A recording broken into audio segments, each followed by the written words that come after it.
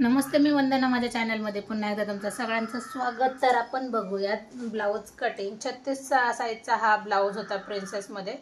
आपण याचे करणार आहोत कटिंग.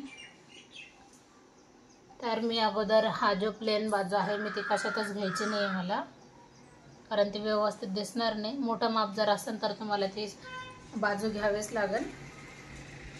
आता 36 साईज होती आणि कट पीस होता तर एकदम परफेक्ट असा बसून गेलं. तर मग मी ते घेऊन टाकले. जे डिझाईन आहे तेवढंच मला ॲडजस्ट करायचं आहे.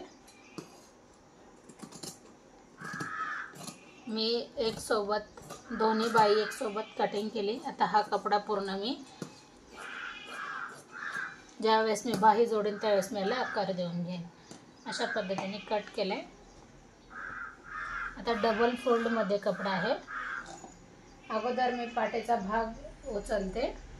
पाठीचा भाग आपण बंद बाजूनेच टाकायचा आहे आणि ओपन बाजू समोरच्या बाजूने ठेवायची. जसं की तुम्ही बघू शकतात. ज्या वेळेस आपण शिवतो उरल्याच्या नंतर आपण एकदम कटिंग करून घेतो, तर थोडंसं एक्स्ट्रामध्ये मी कटिंग करते. जे मेन फॅब्रिक आहे हा झाला आपला पाठीचा भाग. अगदी 2 ते 3 मिनटामध्ये ब्लाऊज आपली कटिंग होऊन जाते.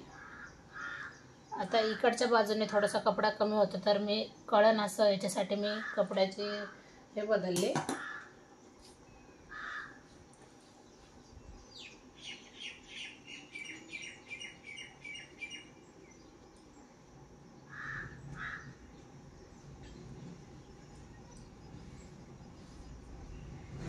आणि आता उरलेल्या याच्यामध्ये इथं आपला कपडा ॲडजस्ट होतोय. तर पाहू शकतात कुठंही कपडा कमी पडला नाही. एकदम व्यवस्थित याला कपडा पुरलाय.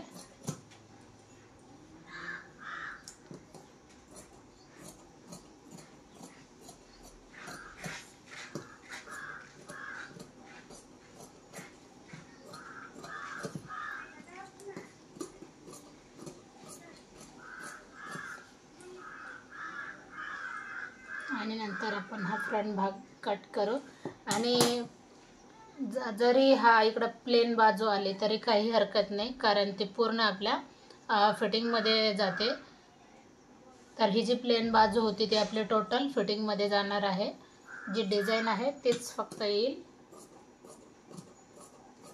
आणि हा नॉर्मल कपडावरचा कमी पडला आहे जो मेन फॅब्रिक आहे, तर तो आपल्याला फिटिंगमध्ये, कारण आपण फिटिंगची 2 इंच शिलाई मार्जिन ठेवलेले आहे, तर ते पूर्ण आपण फिटिंगच्या वेळेला ॲडजस्ट करू. तर कशी वाटली कटिंग नक्कीच कळवा. व्हिडिओ आवडला तर लाईक शेअर सबस्क्राईब करायला विसरू नका.